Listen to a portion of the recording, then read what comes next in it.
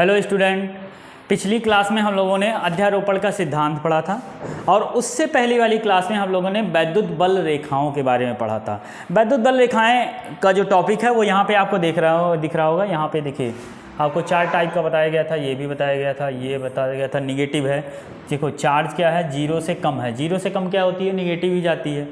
0 से अगर ज़्यादा है, चार्ज की वैल्यू क्या है, 0 से अगर ज़्यादा है, 0 से अगर ज़्यादा है तो यानी जाहिर सी बात है ये कैसा रहेगा, पॉजिटिव रहेगा। 0 से ज़्यादा का मतलब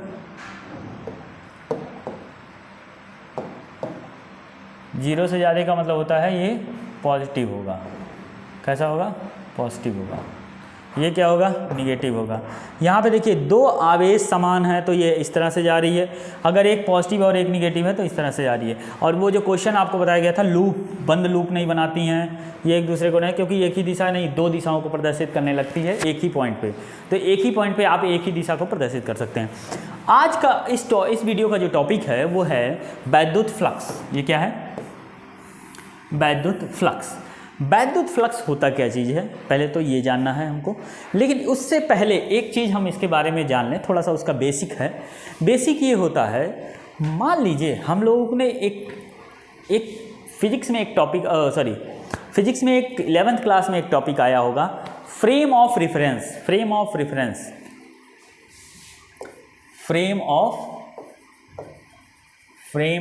रेफरेंस।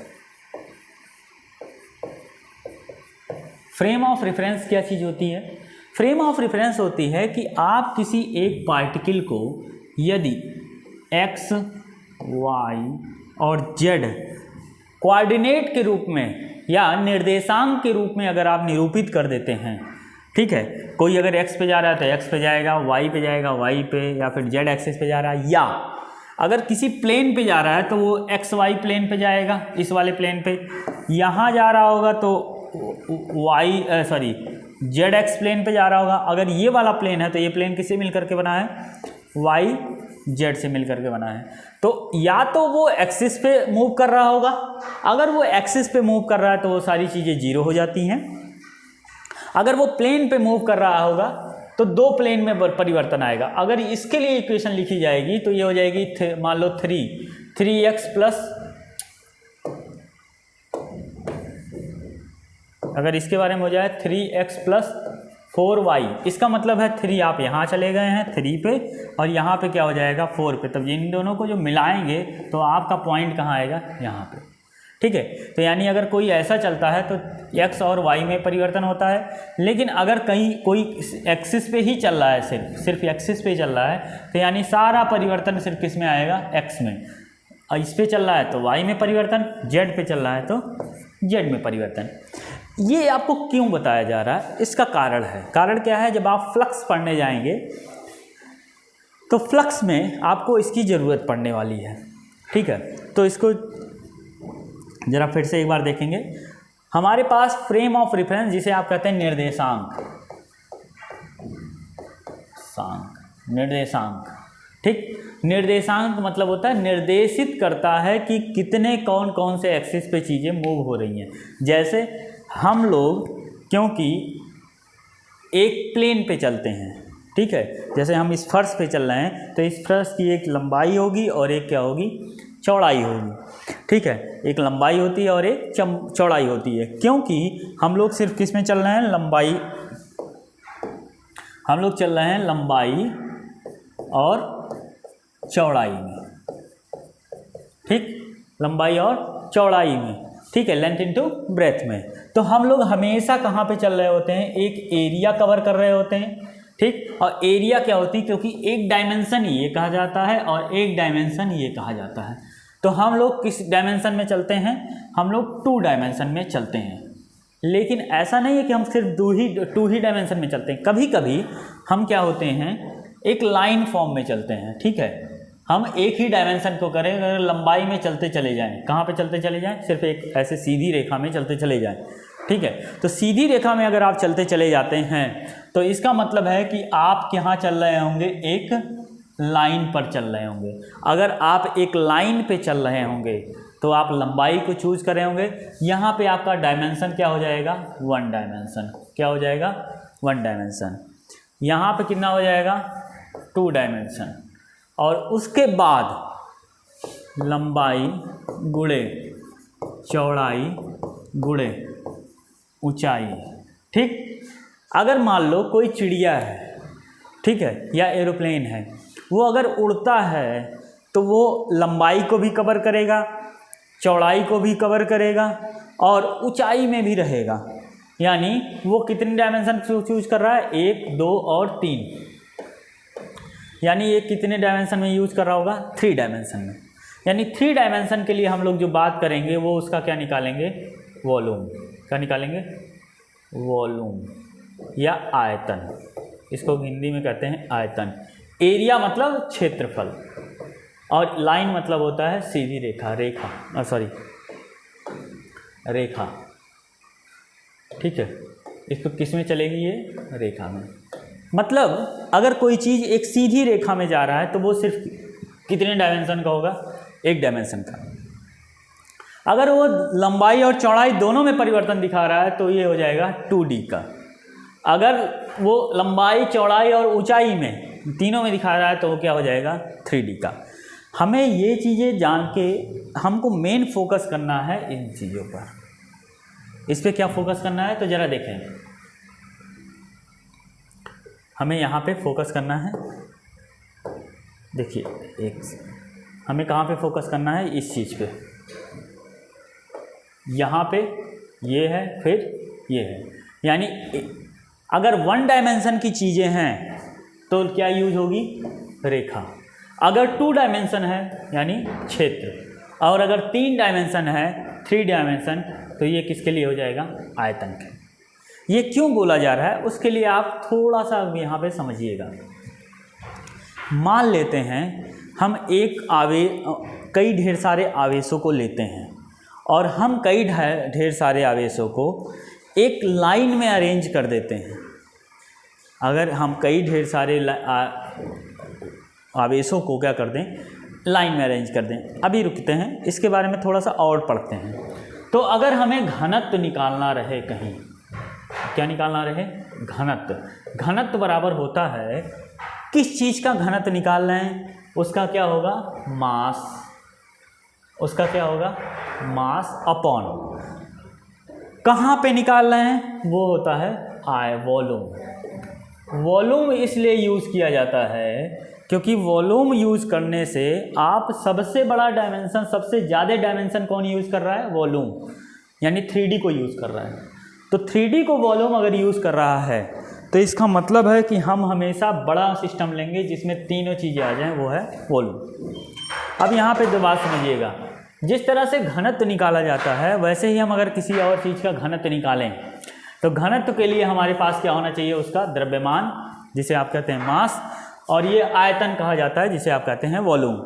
ऐसे ही अगर हमें केवल एक लाइन पे, जैसे हम कुछ सिस्टम लेते हैं, एक हमने मान लिया कि छोटी छोटी गोलियां ले लें, ठीक है।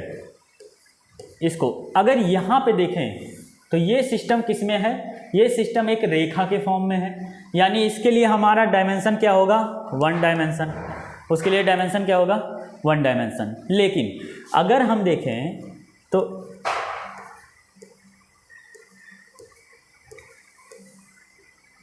ठीक है, अगर इस तरह से अरेंजमेंट किया जाए इन्हीं चीज़ों का तो ये हो जाएगा। देखिए इसमें दोनों चीज़ें हैं, इसमें सिर्फ क्या है, लंबाई है, इसमें क्या है, सिर्फ लेंथ है, लेंथ या लंबाई आप कह सकते हैं, ठीक। इसमें क्या है, इसमें लंबाई भी है और चौड़ाई भी है, यानी चौड़ाई भी है और लंबाई भी है, ठीक। अब अगर एक और सिस्टम बनाते हैं हम, जैसे ये सिस्टम,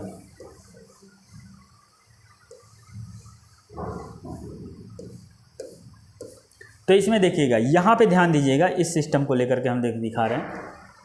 ये लंबाई हो गया मान लेते हैं, ये चौड़ाई हो गया, और ये क्या हो गई, ऊंचाई हो गई या गहराई हो गई, ठीक है। तो यहाँ पे 3 सिस्टम हुआ है, तो इसके लिए क्या आ जाएगा, आयतन। इसके लिए क्या आ जाएगा, आयतन। अब हम इन्हीं चीज़ों से इसके घनत्व को क्या कर रहे हैं, निकाल रहे हैं। तो मान लेते हैं कि यहाँ पे आपका ठीक है,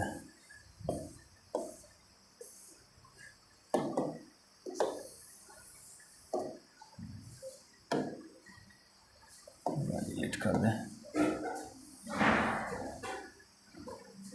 मान लेते हैं हम इसको घनत्व को निकालना चाहते हैं और हमने चीज़ों को किस पे अलॉट किया है, एक लाइन पे।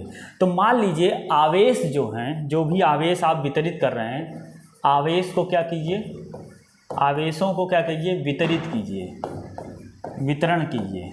तो क्योंकि आवेश अगर समान रूप से होंगे तो वो एक दूसरे को रिपेल करेंगे, तो इनके बीच की दूरी हमेशा क्या होगी, रिपल्सन की वजह से, यानी प्रतिकर्षण की वजह से समान होगी। तो जरा यहाँ देखेंगे घनत्व, अगर हम घनत्व निकालना चाहते हैं इन वालों का, तो इसमें ज़रा देखिएगा, अगर हम आवेशों को वितरित करें और आवेश वितरित किस फॉर्म में हो जाएं, रेखा के रूप में, हमेशा रेखा के रूप में। जैसे एक पाइप हो, उसमें हम आवेशों को भर रहे हों, तो आवेश हमेशा एक लाइन में होंगे। ठीक है, लाइन में होने की वजह से जो घनत्व निकलेगा इसका, जो क्या निकलेगा, घनत्व। ठीक है, किसका घनत्व निकला है, आवेशों का। आवेशों का घनत्व तो कैसे निकलेगा, वो इस प्रकार से निकलेगा, क्योंकि आवेशों का घनत्व कैसे निकलेगा, देखिए आपका जो रेखा है वो किस फॉर्म में आ रही है, लाइन के फॉर्म में, और आवेश का मान लो Q आवेश वितरण किए गए। ठीक, कुल आवेश कितने वितरण किए गए, Q, और कहाँ पे वितरित किए गए हैं, एक रेखा में। ये पहले वाले के लिए हम लोग बात कर रहे हैं, पहली कंडीशन। पहली कंडीशन किसकी है, रेखा वाली। ठीक, तो इसके लिए आ जाएगा, अगर आप घनत्व निकालना चाहते हैं तो Q/L, L क्या है, लंबाई है। जितनी लंबाई होगी उसको डिवाइड करेंगे जितने नंबर ऑफ आवेशों को, ये कुल आवेश है, कुल आवेश। ठीक है, जितने नंबर ऑफ आवेश हैं, कुल आवेश। ठीक है, कुल आवेश बटे उसकी लंबाई। ठीक है, ये किसका आ गया है, इस रेखा, इस घनत्व को हम लोग कहेंगे रेखीय घनत्व। इसे क्या कहेंगे, रेखीय घनत्व, क्योंकि ये रेखा में दिया गया है घनत्व, इसीलिए हम आवेशों का जो घनत्व निकल रहा है वो क्या निकल रहा है, रेखीय घनत्व। तो रेखीय घनत्व का फॉर्मूला क्या होगा, Q/L, Q/L। सेकंड चीज़ आपको बताई जा रही है, अगर मान लीजिए आपका ये लंबाई और चौड़ाई दोनों में है, तो इसके लिए आपका आता है क्षेत्रफल। इसके लिए क्या आ जाता है, क्षेत्रफल। तो अगर क्षेत्रफल आ रहा है, अगर क्षेत्रफल आ रहा है तो यहाँ पे जो घनत्व निकालना, अगर हमें इसके लिए घनत्व निकालना पड़े, इसके लिए हमें क्या निकालना पड़े, घनत्व। थोड़ा सा, अगर इसके लिए क्या निकालना पड़े, आपको घनत्व निकालना पड़े, इसके लिए अगर घनत्व निकाल रहे हैं तो देखिएगा, कुल आवेश, आवेश की कुल वैल्यू कितनी है, Q ही है। लंबाई, यहाँ पे क्योंकि लंबाई में वितरित थे तो इसलिए हम लोगों ने लंबाई निकाल ली, लेकिन यहाँ पे जो वितरण है वो लंबाई में भी है और चौड़ाई में है, इसीलिए हम यहाँ पे क्या लिख देंगे, क्षेत्र। यहाँ क्या लिख देंगे, क्षेत्र। ये क्या हो जाएगा, क्षेत्र। इसको थोड़ा सा सही से लिख लेते हैं, यहाँ क्या हो जाएगा आपका, क्षेत्र। यहाँ क्या हो जाएगा, क्षेत्रफल, क्योंकि क्षेत्रफल निकलेगा। इसी चीज़ को आप ऐसे भी लिख सकते हैं, Q = लंबाई गुणे चौड़ाई, लेंथ इंटू ब्रेथ। तो ये चीज़ आपका क्या निकलेगा, घनत्व। अब जरा यहाँ पे जरा बात समझेंगे थोड़ा सा, क्योंकि ये जो घनत्व निकल रहा है वो कहाँ पे, क्षेत्रफल में निकल रहा है। क्षेत्रफल को इंग्लिश में कहते हैं एरिया, इसको कहते हैं एरिया। तो ये कैसा घनत्व निकलेगा, ये एरियल घनत्व निकलेगा। एरियल घनत्व कहते हैं, या आपके हिंदी में दिया होगा क्षेत्रफल का घनत्व होगा।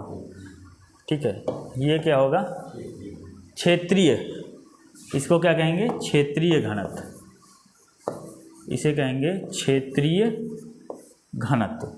अगला जो निकलेगा तीसरा वाला निकलेगा जो टॉपिक, उसमें देखिए, अगर हम एक बॉक्स ले लें, बॉक्स में हम चीज़ों को भर रहे हों, अगर हमने इसमें जो है आवेशों को कर लिया, भरना शुरू कर दिया, तो इसमें आवेश अगर भरे जाएंगे तो लंबाई में भी भरे जा सकते हैं, चौड़ाई में भी और ऊंचाई में। तो इसके लिए जो वर्ड आता है वो आता है आयतन, जिसे आप कहते हैं इंग्लिश में कहते हैं वॉल्यूम, वॉल्यूम, या इसे कहते हैं आयतन।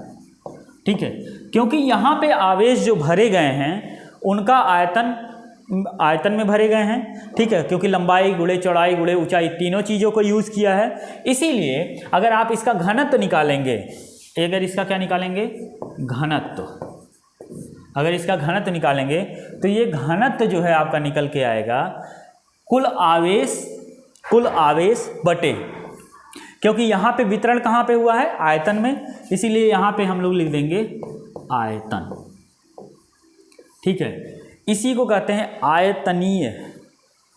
ठीक है, इसे क्या कहेंगे, आयतनीय घनत्व। किसका घनत्व निकालना है, आवेशों का। तो अगर आपसे कहा जाए आवेशों का रेखीय घनत्व क्या होगा, तो उसका फॉर्मूला होगा Q/L। ध्यान रखिएगा, जहाँ पे वितरण हुआ होगा, जैसे सिस्टम में 1D में हुआ होगा, 1 डायमेंशन पे, अगर 1 डायमेंशन में यूज़ हुआ होगा, 1 डायमेंशन मतलब एक ही दिशा, यानी डायमेंशन मतलब एक ही डायरेक्शन, तो एक ही डायरेक्शन में अगर यूज हुआ होगा तो उस रेखा बनाएगा। अगर 2 डायरेक्शन यूज हुआ होगा तो क्षेत्रफल बनाएगा। अगर 3 डायरेक्शन यूज होगा तो आयतन बनाएगा। तो आवेशों का वितरण जिस भी डायमेंशन में होगा उसका वैसा ही घनत्व निकल करके आएगा। तो हम इस घनत्व को इसलिए पढ़ रहे हैं क्योंकि हमारा जो अगला टॉपिक है वैद्युत फ्लक्स, उसमें इस चीज़ का इस्तेमाल किया जाएगा। और इस चीज़ को आप जब भी आप एम्पियर्स गॉस का नियम पढ़ेंगे, गॉस के नियम में और भी ज़्यादा इसको डिटेल में पढ़ा जाएगा। अब इस चीज़ को हम लोग एक यहाँ से देखेंगे, ये हो जाएगा आयतन के लिए घनत्व, आयतनीय घनत्व। ठीक है, ये क्या है, वॉल्यूमेट्रिक डेंसिटी है। ठीक है, तो ये हो जाएगा आवेशों का रेखीय घनत्व, आवेशों का क्षेत्रीय घनत्व, आवेशों का आयतनीय घनत्व, उसका फॉर्मूला आपको ये मिल गया है।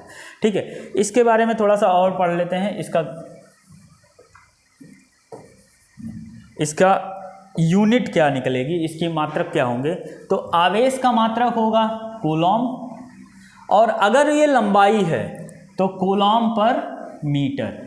तो यहाँ पे हो जाएगा C+m-1 सेंटीमीटर, इसे नहीं पढ़ेंगे। ठीक है, C बटे यानी कूलॉम पर मीटर, लेंथ को किस में लिया गया है, मीटर में। इसके लिए हो जाएगा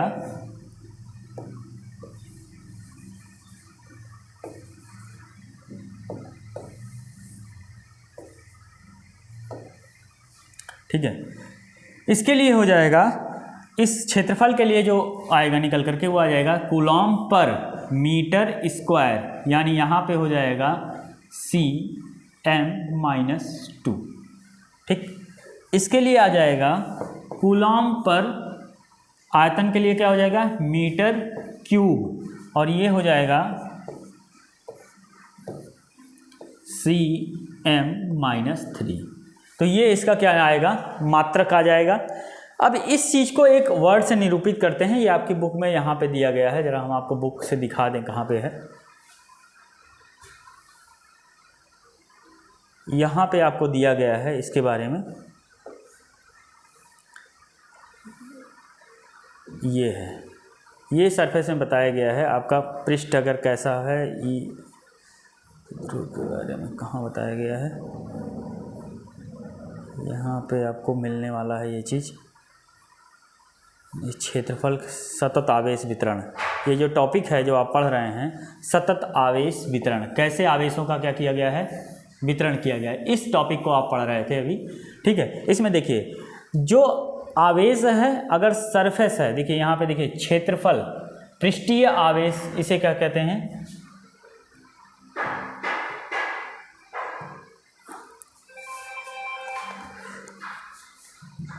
इसका देखिए, इसको घनत्व, रेखीय घनत्व कह रहे हैं। ठीक है, ठीक, और इसको कहते हैं क्षेत्रीय घनत्व या पृष्ठीय, इसे कहते हैं, पृष्ठ बनता है ना एक, इसे कहते हैं पृष्ठीय घनत्व भी कहते हैं इसे। ठीक, और यहाँ पे देखिए लंबाई के लिए क्या है, रैखिक आवेश घनत्व, जिसे हम लोग किससे निरूपित करते हैं, लैम्डा से। ठीक, ये यहाँ पे दिया गया हुआ है, देखिए लैम्डा है, फिर क्षेत्रीय के लिए आप सिग्मा यूज़ करते हैं, ठीक है, और वॉल्यूमेट्रिक के लिए आप पी यूज़ करते हैं, पी रो, जिसे आप रो भी कह सकते हैं, पी भी कह सकते हैं, रो कहते हैं, रो पी नहीं कहेंगे, रो कहेंगे, इसे आप रो ही कहिए, ये ऐसे बनता है रो।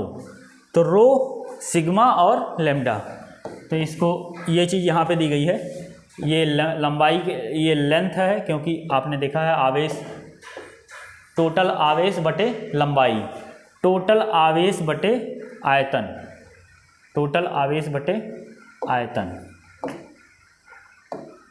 टोटल आवेश बटे आयतन, ये दिया गया है। तो ये दिया गया है एरिया के लिए, ये लंबाई के लिए और ये आयतन के लिए। तो यहाँ पे ये तीनों चीज़ें आपको बताई गई हैं। तो ये टॉपिक आपका, ये चीज़ जो है आपको बताया गया है कैसे आवेशों का वितरण। देखिए अगर आवेश लाइन पे है तो Q इंटू L, अगर यहाँ से आवेश निकालना चाहते हैं, इसको भी बात कर ली जाएगी। तो ये टॉपिक, ये वाला टॉपिक चल रहा था, सतत आवेश वितरण या आवेशों का वितरण। अब ये कह रहे हैं अगर आप इस फॉर्मूले को बनाते हैं, यहाँ से फॉर्मूला बनाते हैं तो क्या होगा। तो फॉर्मूला हम बना रहे हैं, जरा देखिएगा, इसको रहने देते हैं। यहाँ पे ये कैसे निकला है, इसके देखिए हम लोग फॉर्मूला बना रहे हैं। फॉर्मूला आपके समझ में ऐसे आएगा कि देखिए, इसके लिए कहते हैं रेखीय घनत्व कैसे निकालेंगे आप, lambda equals to Q by, क्योंकि यहाँ पे रेखीय है, रेखीय की वजह से यहाँ पे हो जाएगी लंबाई, और ये हो जाएगा, अगर आप Q की वैल्यू निकालें, यहाँ से आवेश निकालना चाहते हैं तो आवेश बराबर हो जाएगा लैम्डा L। ये किसके लिए आएगा, रेखीय के लिए। ये किसके लिए आएगा, रेखीय बोलते हैं या रेखीय बोलिए, ठीक है। अगला आएगा किसके लिए, ये पहला पॉइंट हो गया आपका, ये फर्स्ट पॉइंट हुआ। सेकंड किसके लिए आया है, क्षेत्रीय के लिए। क्षेत्रीय के लिए घनत्व आता है, या पृष्ठीय घनत्व के लिए, या क्षेत्रीय घनत्व बोलते हैं, उसके लिए आपका आता है सिग्मा। सिग्मा बराबर क्या होता है, Q बाई ए। सिग्मा बराबर क्या होगा, Q बाई ए। तो यहाँ से Q अगर निकालें तो Q इक्वल टू हो जाएगा सिग्मा ए, ठीक। और थर्ड वाला हो जाएगा, यहाँ से देखिए घनत्व तो है आयतनीय, तो यहाँ से रो बराबर हो जाएगा, रो बराबर यहाँ से होता है Q बाई वी। तो यहाँ से अगर Q की वैल्यू निकालें तो Q बराबर हो जाएगा रो V। ये अक्सर ये चीज़ आपको इस्तेमाल की जाती है, ये वाली चीज़, ये चीज़ का इस्तेमाल हम लोग करते हैं, QV होगा यहाँ। अब यहाँ पे देखिए हमारे लिए इम्पॉर्टेंट क्या है, हमारे लिए इम्पॉर्टेंट ये है, ये निकाला कैसे गया है, इसके बारे में हम लोगों ने पहले काफ़ी चर्चा कर ली। ये जो तीन टॉपिक हैं, रेखीय, क्षेत्रीय और आयतनीय, ये इसे कहते हैं पृष्ठीय भी बोलते हैं इसे, ठीक। ये तीन हमारे कहाँ यूज़ होंगे, ये तीन हमारे न्यूमेरिकल में यूज़ होते हैं। क्योंकि आवेशों का अगर घनत्व दिया जाता है तो आप यहाँ से आवेशों की गणना करते हैं, ठीक है। क्योंकि अगर आपको इलेक्ट्रिक फील्ड निकालनी है, E बराबर Q by 4 pi epsilon not R square, तो अगर हमारा घनत्व दे दिया गया तो आप Q की वैल्यू घनत्व से कैसे निकालेंगे, तो Q का मान उठा करके यहाँ रख दीजिए। अगर वो रेखीय है, अगर वो क्षेत्रीय है तो Q का मान उठा करके रख दीजिए, अगर वो पृष्ठीय आयतनीय है तो Q का मान रख दीजिए। तो इस तरह से आप क्या करेंगे, इस चीज़ को, ये चीज़ आपका इम्पॉर्टेंट है, ठीक है, ये चीज़ आपका इम्पॉर्टेंट है। इस चीज़ से हम क्या करेंगे, न्यूमेरिकल को सॉल्व करेंगे। ये जो टॉपिक है आपकी बुक में, ये सतत आवेश वितरण के नाम से दिया गया है। तो ये टॉपिक आप ज़रा ध्यान से कीजिएगा, इन्हें ज़रा अच्छे से तैयार कीजिएगा। बाकी मिलते हैं अगले वीडियो में, और इसके आगे हम लोग पढ़ेंगे।